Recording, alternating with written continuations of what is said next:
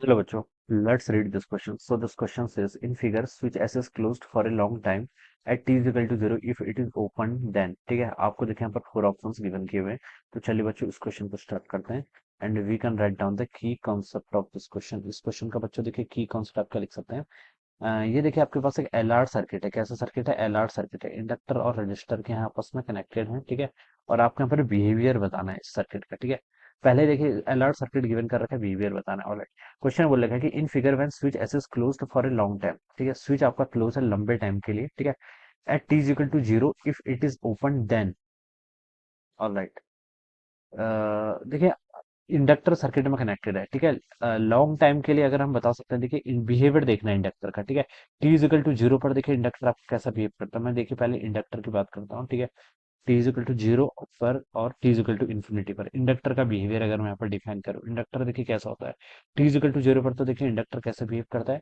Inductor आपका एक short की तरह बिहेव करता है। कैसे बिहेव करता है? आपका एक यस इन सॉरी, इंडक्टर आपका ना टी इज इक्वल टू 0 पर ओपन सर्किट की तरफ बिहेव करता है। कैसा बिहेव करता है? Open circuit. ठीक है, इसको और t is equal to infinity पर कैसे बिहेव करता है? एक शॉर्ट की तरफ बिहेव करता है। ठीक है, ये इंडक्टर का बिहेवियर होता है। कैपेसिटर का बिहेवियर इसके जस्ट अपोजिट होता है। कैपेसिटर का बिहेवियर क्या होता है? अपोजिट होता है।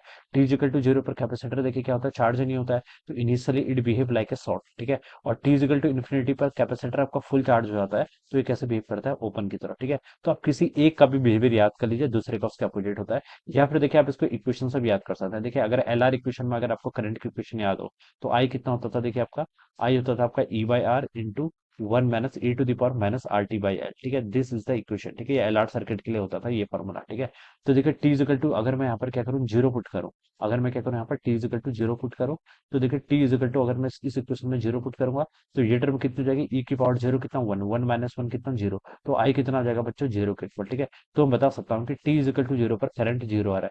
करंट 0 आ रहा है, इसका मतलब इंडक्टर कैसा बिहेव कर रहा है? आपका ओपन सर्किट की तरह। ठीक है, तो यहाँ से भी समझते हैं। और जब t is equal to infinity put करेंगे, तो ई की पावर माइनस इन्फिनिटी 0, तो करंट कितना आएगा आपका? ई बाई आर, यानी कि मैक्सिमम करंट आएगा। तो इस इक्वेशन से बता सकते हैं, या फिर ये रिजल्ट तो आपको डायरेक्ट याद ही होना चाहिए। ठीक है, स्टेडी स्टेट वैल्यूज बोलते हैं इनको। ठीक है, तो ये तो आपको याद ही होने चाहिए। तो अब यहाँ से पुट कर सकते हैं। अब क्वेश्चन बोला गया, देखिए टी इजिकल टू 0 पर figure switch figure source switch S is close for a long time. Long time के लिए देखिए क्लोज था। लॉन्ग टाइम के लिए क्लोज था, तो बच्चों हम क्या बता सकते हैं? उस कंडीशन पर आपका इंडक्टर कैसे बिहेव करेगा? शॉर्ट सर्किट की तरफ बिहेव करेगा। ठीक है, तो ये सर्किट आपका जो है ना फिगर में, ये इस तरीके से कुछ होगा। ऊपर एक रेजिस्टेंस R2 होगा, नीचे एक रेजिस्टेंस कितना होगा? R1 होगा, और इंडक्टर आपका शॉर्ट की तरफ बिहेव करेगा। ठीक है, और यहाँ पर आपका एक रेजिस्टेंस ऑलरेडी कनेक्टेड है, यहाँ पर आपकी बैटरी है, और ये आपका इस तरीके से सिचुएशन है। ठीक है, इस तरीके से सिचुएशन है, स्विच तो आपका क्लोज है। ठीक है, तो बच्चों देखिए यहाँ पर से ये है, ये आर रेजिस्टेंस है, इसका रेजिस्टेंस R2 है, इसका रेजिस्टेंस R1 है। तो इस सिचुएशन में देखिए क्या होगा? करंट देखिए जो भी आएगी बैटरी से, करंट को जाने के लिए तीन डायरेक्शन है। एक डायरेक्शन ये है, this is second direction, this is third direction. तो करंट किस में जाएगी? करंट ऑलवेज वो पाथ चूज करती है जहां पर मिनिमम रेजिस्टेंस मिलता है, और इस पाथ में तो कोई रेजिस्टेंस नहीं है, तो टोटल सारी की सारी करंट आपकी इस पाथ से चले जाएगी। और करंट की वैल्यू कितनी होगी? देखिए ऊपर वाले तो आपके देखिए ओपन हो जाएंगे। ठीक है, यहाँ पर तो करंट फ्लो नहीं करेगी क्योंकि इनके पास रेजिस्टेंस है। टोटल करंट आपकी इस फर्स्ट ब्रांच से जाएगी। तो मैं लिख सकता हूँ करंट की वैल्यू हो जाएगी यहाँ से आपकी I equal to E by R के equal. This is the value of the current. ये क्या होगी आपके यहाँ पर? वैल्यू ऑफ द करंट होगी। इतनी करंट अगर इसमें फ्लो कर रही है, तो बता सकता हूँ कि इंडक्टर के अक्रॉस आपकी एनर्जी स्टोर्ड कितनी होती है? हाफ एल आई स्क्वायर के इक्वल होता है। तो हम लिख सकते हैं हाफ एल आई स्क्वायर। आई यहाँ पर मैक्सिमम होगा इस सिचुएशन में, तो एल बाई टू ई, आई कितना आपका? ई का स्क्वायर डिवाइडेड बाय आर का स्क्वायर। तो ये आपका इतना हो जाएगा। तो टोटल एनर्जी जो स्टोर्ड होगी वो कितनी होगी? आपका L E square divided by आपका 2 R स्क्वायर। ठीक है, ये आप यहाँ पर से ऐसा लिख सकते हैं। ठीक है, एनर्जी को मैं कैपिटल ई से रिप्रेजेंट कर लेता हूँ। ठीक है, ये आपका एनर्जी है। ठीक है, ये L square by 2 R square. ठीक है, तो ये आ जाएगा, this will be the energy stored. इतनी एनर्जी क्या कर देगा? आपका इंडक्टर स्टोर कर देगा। ठीक है, पहले तो सिचुएशन ही है। फिर क्या बोला गया? If it is open then, अगर हम इसको क्या कर देते हैं? ओपन कर देते हैं। अब हमने स्विच को क्या कर दिया? ओपन कर दिया।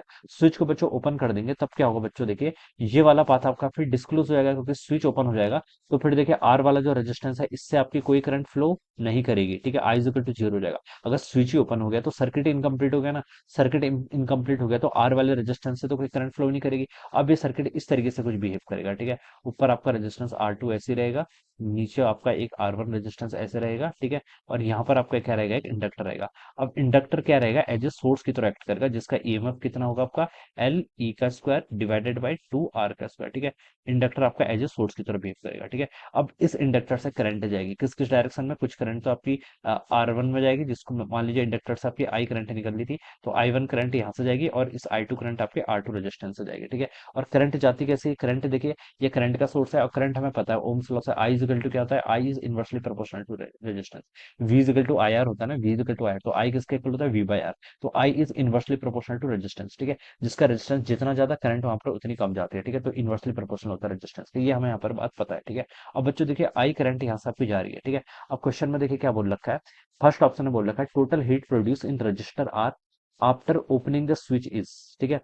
स्विच को ओपन कर दो तो टोटल हीट प्रोड्यूस, ठीक है। स्विच को देखिए अगर हम क्या कर देते हैं, ओपन कर देते हैं, ठीक है। तो देखिए जो आपका रेजिस्टेंस आर है, इस पर तो कोई करंट ही नहीं जाएगी, करंट ही नहीं जाएगी, तो यहाँ पर हीट प्रोड्यूस भी नहीं होनी चाहिए। तो फर्स्ट ऑप्शन तो बच्चों बिल्कुल यहाँ पर रॉन्ग हो गया, ठीक है। देखिए बच्चों इंडक्टर क्या होता है, इंडक्टर अपने आप में, इंडक्टर और कैपेसिटर ऐसे एलिमेंट होते हैं जो क्या करते हैं, एनर्जी को स्टोर भी करते हैं, ठीक है। एनर्जी को क्या करते हैं, स्टोर करते हैं, ठीक है। लेकिन रजिस्टर आपका डिसिपेटिव एलिमेंट होते हैं, क्या होते हैं, डिसिपेटिव एलिमेंट। रेजिस्टेंस के अक्रॉस क्या होती है आपकी, जो एनर्जी होती है वो क्या होती है आपकी, डिसिपेट होती है।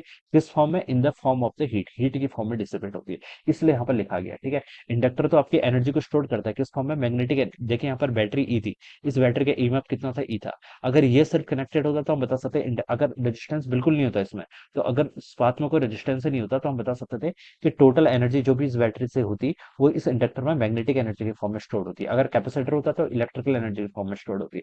लेकिन अगर अब इस बात में देखिए हमने बैटरी को डिस्कनेक्ट कर दिया, अब ये रेजिस्टेंस R1 R2 तो लगे हुए हैं, तो इनमें करंट जाएगी, और करंट अगर इनमें जाएगी, R1 R2 रेजिस्टेंस कैसे होते हैं आपके, डिसिपेटिव एलिमेंट होते हैं, तो इनके अक्रॉस आपकी हीट क्या होगी, डिसिपेट होगी, ठीक है। ये लिख सकते हैं, ऑलराइट। अब हमें ये बताना है कि देखिए कितना जा रहा है, ठीक है। तो total heat produce in the resistance R, ये ऑप्शन रॉन्ग हो गया, क्योंकि इस पर तो आपका करंट जीरो आएगा जब सर्किट ओपन हो जाएगा, ठीक है। तो ये सर्किट इनकम्प्लीट हो जाएगा, रेजिस्टेंस का एक साइड क्या होगी, ओपन। तो इसमें तो कोई करंट फ्लो नहीं करना है, तो फर्स्ट ऑप्शन तो रॉन्ग है। सेकंड में लिखा है total heat produce in the resistance R1, R1 में देखिए कितनी। अब इसके अक्रॉस देखिए हीट प्रोड्यूस मुझे अगर कैलकुलेट करके बतानी है, हीट प्रोड्यूस किसके इक्वल होता है आपका, हीट प्रोड्यूस का फॉर्मूला होता है आपका, ओके आपको टोटल एनर्जी तो गिवन कर रखी है, क्या कर रखी है आपको, टोटल एनर्जी तो बच्चों यहाँ पर से गिवन कर रखी है, ठीक है। अब आप क्या कर लीजिए, देखिए इसमें एनर्जी देखिए हम यहाँ से लिख सकते हैं कि जो अब ये यहाँ से देखिए जो आपकी करंट आएगी, ठीक है। करंट देखिए हम बता सकते हैं जो एनर्जी डिसिपेट होगी आपकी R1 R2 में, वो क्या होगी आपकी, किस रेशियो में डिसिपेट होगी, हमें ये यहाँ पर कैलकुलेट करके बताना है, ठीक है। अब बच्चों देखिए रेजिस्टेंस में देखिए आपकी करंट कैसे फ्लो करती है, inversely proportional to the, current जितनी आएगी वो किसके इनवर्सली प्रोपोर्शनल होती है, रेजिस्टेंस के। अगर मैं यहाँ पर बात कर रहा हूँ किसके, R1 की, ठीक है। R1 में देखिए मान लीजिए आपकी यहाँ पर कोई करंट आई आ रही है, ठीक है। यहाँ से कोई करंट आई आ रही है, इसको दो पाथ में जाना है, यहाँ पर पाथ आपका I1 है, यहाँ पर पाथ कितना है, I2 है, ठीक है। तो करंट आपकी कैसे जाती थी, करंट देखिए हमें पता है कि I1 में जो करंट जाती थी वो होती थी आपकी R2 डिवाइडेड बाय कितना, R1 प्लस R2, ठीक है। टाइम्स कितना होता था, टोटल आई के इक्वल होता था, ठीक है। यानी कि देखिए आई क्या है, I1, I1 यानी कि current through one, it is inversely proportional to the resistance, यहाँ पर लिखा हुआ है, तो ये दूसरे वाले के प्रोपोर्शनल होगी, ठीक है। और सिमिलरली अगर मुझसे कोई I2 पूछा, I2 की वैल्यू देखिए मैं क्या लिख सकता हूँ, I2 होगा देखिए आपका टोटल करंट कितनी आई, ये किसके इक्वल जाएगी आपकी R1 divided by R1 plus R2 के इक्वल, ठीक है। ये फॉर्मूला का हम यहाँ पर यूज करेंगे, ठीक है। तो देखिए जो current produce in the R1 में मान लीजिए आपकी करंट कितनी जा रही है, I1, ठीक है। ये किसके प्रोपोर्शनल होगी, I1 तो आपकी R2 के प्रोपोर्शनल है, ठीक है। R2 के प्रोपोर्शनल होगी, ठीक है। लेकिन यहाँ पर ऑप्शंस में देखें तो R1 बोल रखा है, तो इसलिए ये वाला अब तो आपका रॉन्ग हो जाएगा, ठीक है। इनवर्सली प्रोपोर्शनल होती है, तो R1 की R1 पर डिपेंडेंसी नहीं होगी, R1 की किस पर डिपेंडेंसी होगी, R2 पर डिपेंडेंसी होगी। अब थर्ड ऑप्शन पर देखें, heat produce in the resistance R1 after opening the switch, ठीक है। तो R1 में जो आ रही देखिए वो किसके प्रोपोर्शनल है, R2 के प्रोपोर्शनल है। तो ये वाला स्टेटमेंट ट्रू होना चाहिए, देखिए L E square divided by 2R square, ये तो आपकी टोटल एनर्जी है जो आपने यहाँ पर कैलकुलेट करी थी, ठीक है। अब हमें बताना है कि R1 के अक्रॉस जो हीट एनर्जी डिस्ट्रीब्यूट होगी वो किसके प्रोपोर्शनल होगी, R2 के रेजिस्टेंस के। तो R2 का रेजिस्टेंस इसमें गिवन कर रखा है, R2 divided by R1 plus R2। आपको सिर्फ प्रोपोर्शनलिटी बतानी है, ठीक है। तो थर्ड वाला ऑप्शन आपका ट्रू हो जाएगा। फोर्थ में लिखा है no heat will be produce in the R1, तो ये तो रॉन्ग हो जाएगा, ठीक है। नो हीट की प्रोड्यूस होगी, ठीक है। नो हीट कब आता, जब इसका रेजिस्टेंस इनफाइनाइट होता है, ठीक है, या फिर ओपन सर्किट होता, तब यहाँ पर नो हीट आता, तो ये ऑप्शन भी आपका रॉन्ग हो जाएगा। तो उसका जो करेक्ट ऑप्शन होगा वो क्या होगा आपका, ऑप्शन 3 से इक्वल होगा, ठीक है। आप देखिए इस रिजल्ट को डायरेक्ट कैलकुलेट नहीं भी करेंगे, आप सिर्फ डिपेंडेंसी से देखिए इस क्वेश्चन को मैंने सॉल्व करके बता दिया कि करंट का देखिए हमें पता है कि करंट क्या होती है, इनवर्सली प्रोपोर्शनल टू रेजिस्टेंस होती है। I2 वाली ऊपर वाली ब्रांच से जो करंट जाएगी वो किसके प्रोपोर्शनल होगी, देखिए नीचे वाले का resistance R1 divided by R, हमने करंट देखिए हमने करंट करंट रूल पे पढ़ा था हमने, जो आपका करंट डिवीजन रूल होता था, उसी का हमने यहाँ पर यूज कर रखा है, ठीक है। तो ऑप्शन 3 क्या होगा इसका right answer. So I hope you all understood this concept. All the best and thank you so much.